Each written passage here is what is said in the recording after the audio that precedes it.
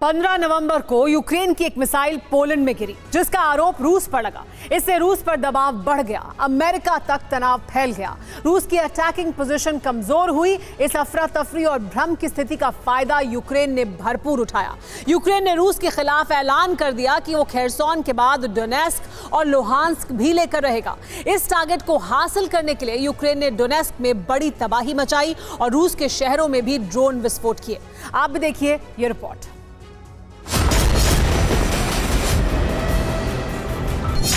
रूस अपनी सीमाओं का विस्तार करने निकला था, लेकिन वॉर मीटर अब ऐसा घूम चुका है कि यूक्रेन ने रूस की सेना को खदेड़कर उसकी ही सीमाएं घटानी शुरू कर दी।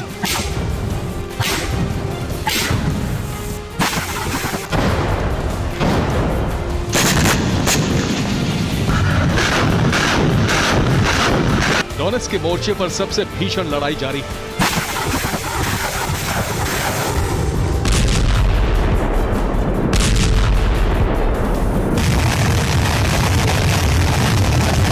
इस इलाके में रूस की स्थिति बहुत मजबूत है, लेकिन खेरसोन खाली करने के बाद यूक्रेन ने डोनेट्स्क को आजाद कराने का टारगेट रखा है।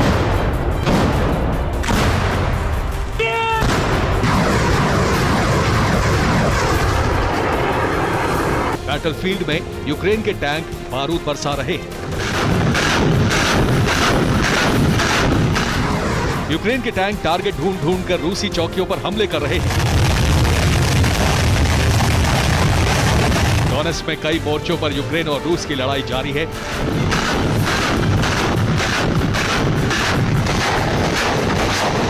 रूस के टैंक और यूक्रेन के टैंकों के बीच आमने सामने की लड़ाई हो रही है।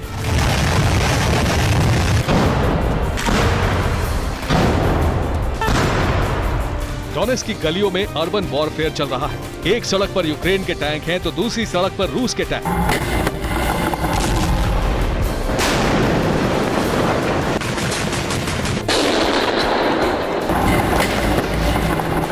आमने सामने आते ही घात लगाकर फायरिंग शुरू कर दी जाती है।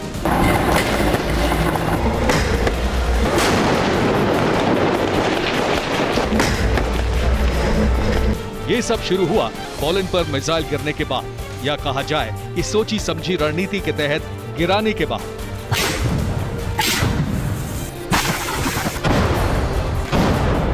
दुनिया का सबसे बड़ा सैन्य संगठन नेटो पोलैंड पर मिसाइल गिरने के बाद एक्टिवेट हो गया।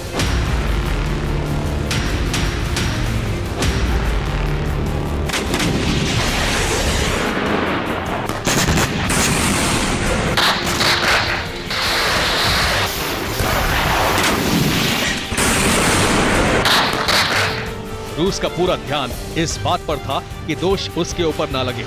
इस अफरा तफरी का फायदा उठाकर यूक्रेन ने कई मोर्चों पर भीषण लड़ाई छेड़ दी।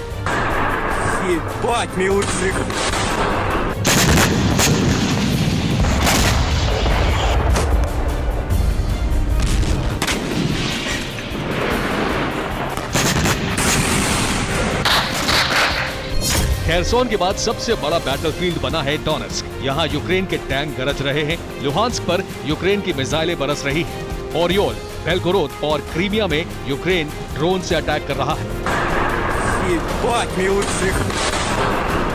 डोनेट्स्क के मोर्चे पर जो तबाही जारी है, वैसी ही तबाही लुहांस्क में भी यूक्रेन ने मचा रखी है। खेरसोन हारने के बाद रूस डोनेट्स्क और लुहांस्क को बचाने में ताकत झोंके हुए है। रूस के मोर्चों पर यूक्रेन ड्रोन से बारूद बरसा रहा है।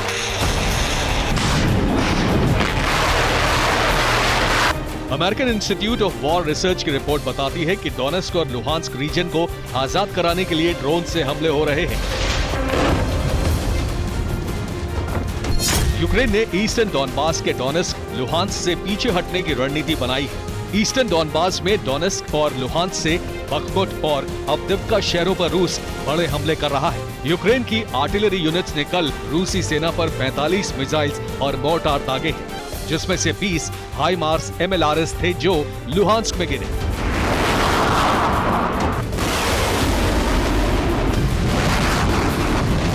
इंटेलिजेंस रिपोर्ट है कि रूस को इस हमले से बड़ा नुकसान हुआ है, साथ ही आम नागरिक भी मारे गए हैं।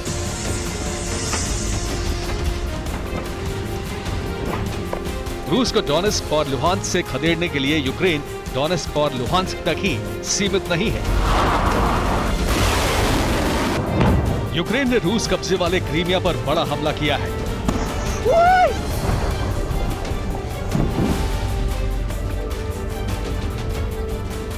इस हमले के बाद कई किलोमीटर दूर से आग की लपटें नजर आने लगी।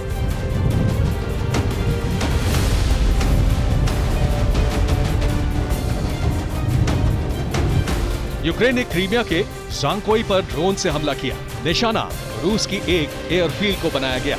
इस हमले में रूस के 2 विमान सुखोई 25 और सुखोई 34 ध्वस्त हो गए।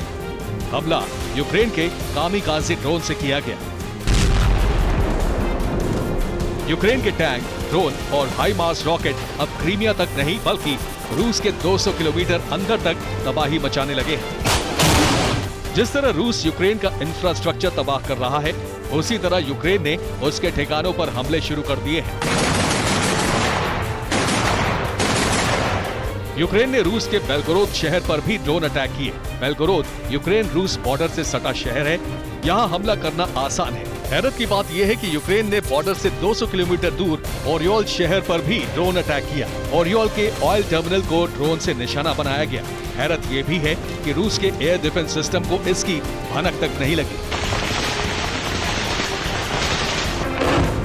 यूक्रेन के आत्मघाती ड्रोन रूस की सीमा के 200 किलोमीटर अंदर तक चला गया। मतलब साफ है कि यूक्रेन ने ऐलान कर दिया है कि खेरसोन की तरह क्रीमिया से भी रूस का सफाया किया जाएगा। पोलैंड में मिसाइल गिरने के बाद रूस पर आरोप लगे तो उस पर दबाव भी बढ़ा। क्रेमलिन जब खतरों को आंक रहा था, विश्व मंच पर बयान जारी करने का दबाव झेल रहा था। उसी प्रेशर पॉलिटिक्स का फायदा उठाकर जेलेंस्की ने जंग के 3 बड़े मोर्चे खोल दिए। अब डोनेस्क से लेकर रूस की सीमा के 200 किलोमीटर भीतर तक यूक्रेन के ताबड़तोड़ हमले होने लगे। Bureau report, TV9 Bharatvarsh. Выстрел! Выстрел!